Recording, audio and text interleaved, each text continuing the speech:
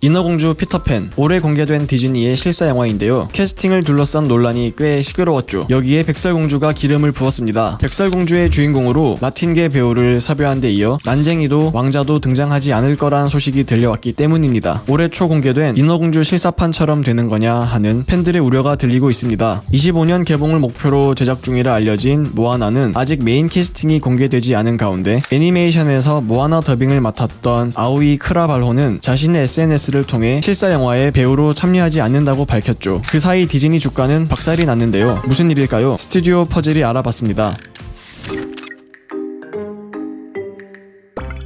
디즈니의 첫 장편 애니메이션 백설공주가 실사 영화로 제작되고 있습니다. 24년 개봉을 목표로 캐스팅부터 잡음이 끊이지 않습니다. 한국어로 백설은 흰 눈이란 뜻이죠. 영어 제목인 스노우 화이트도 눈처럼 하얀 공주를 의미합니다. 그런데 실사판 공주 역은 마틴게 배우 레이첼 지글러가 맡았습니다. 백설공주 실사화를 기다려온 전 세계 팬들은 원작과 사뭇 다른 모습에 우려를 내비치고 있습니다. 눈처럼 흰 공주 역에 유색인종을 캐스팅했다는 거죠. 이러한 목소리에 대해 레이첼 지글러는 자신의 SNS에 그래 난 백설공주지만 배역을 위해 내 피부를 표백하진 않겠어 라는 글을 남겼습니다. 그 밖에도 왕자가 등장하지 않고 일곱 난쟁이도 원작과 다르게 묘사될 것이라 전해지고 있습니다. 최근 유출된 촬영 현장 사진에서도 일곱 난쟁이는 다소 익숙하지 않은 모습이었습니다. 성별, 인종 등 다양한 모습이 보이네요. 디즈니 실사 영화를 둘러싼 캐스팅 논란은 사실 처음이 아닙니다. 올해 개봉된 인어공주 실사판은 백인으로 설정된 인어공주 역의 흑인 배우를 캐스팅한 바 있습니다. 이때도 팬들의 논란이 거셌지만 그대로 진행되었죠. 꼭 캐스팅 때문만은 아니겠지만 인어공주 실사판은 손익분기점도 넘지 못했습니다. 디즈니의 다른 실사 영화죠. 이상한 나라의 앨리스, 미녀와 야수, 라이온킹, 알라딘 등은 10억 달러, 우리 돈으로 1조 원 넘는 수익을 올린 바 있습니다. 디즈니도 이를 의식한 걸까요? 내년 초로 예정된 백설공주 실사판 개봉일이 늦춰질 수 있다는 얘기가 들려오는데요. 헐리우드 파업 여파도 있겠지만 인어공주와 다른 방향으로 가려는 걸까요?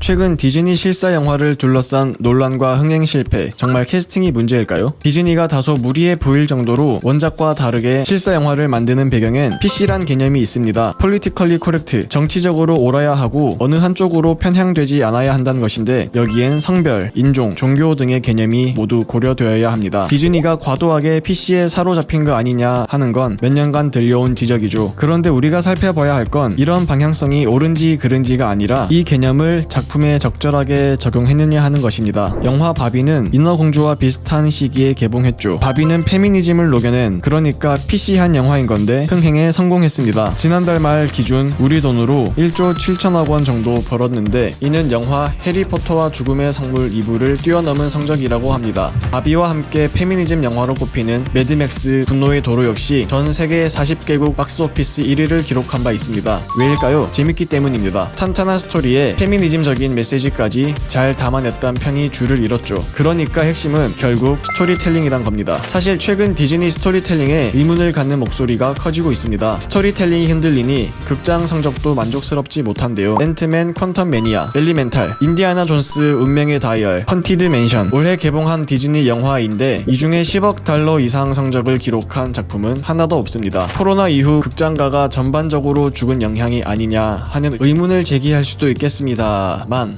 올해 개봉한 바비는 10억 달러 이상, 오펜하이머는 최소 8억 달러 이상 성적을 내고 있습니다. 그러니까 문제는 원작이 있는 작품을 실사화한다면서 원작의 핵심 장치들을 존중하지 않는 것에 있다고 볼 수 있습니다. 애니메이션 백설공주, 라푼젤, 겨울왕국 등도 엄밀히 말하면 민담, 동화 등에서 모티브를 따서 제작된 작품입니다. 하지만 원작이라 부를 만한 작품 자체가 불분명하고 많이 알려지지 않았다 보니 디즈니가 추구하는 방향에 맞춰 각색해도 관객은 큰 이질감을 느끼지 않습니다. 하지만 디즈니가 이미 제작한 애니메이션을 실사화하는 건 다릅니다. 말 그대로 원작이 있는 실사화기 때문이죠. 사실 관객들이 그리 엄격한 건 아닙니다. 미녀와 야수 실사판에서 주인공 벨은 원작과 달리 발명가로 묘사되었죠. 이 정도의 각색은 무난하게 넘어가는데 주인공의 인종을 바꾸고 성별을 바꾼다? 이건 다른 이야기란 거죠. 관객이 실사 영화를 찾는 건 애니메이션 속 모습이 현실에선 어떻게 구현되었을지 보고 싶어서가 아닐까요? 백설공주, 모아나에 이어 라푼젤 실사판 제작 소식까지 들리고 있는데요. 지금 디즈니 행보를 보면 우리가 상상하는 모습과 사뭇 다를 수 있겠습니다. 혹시 이런 모습의 엘사가 나오진 않을까요? 근데 이럴 거면 차라리 창작을 하는 게 낫지 않을까요? 이상 스튜디오 퍼즐이었습니다.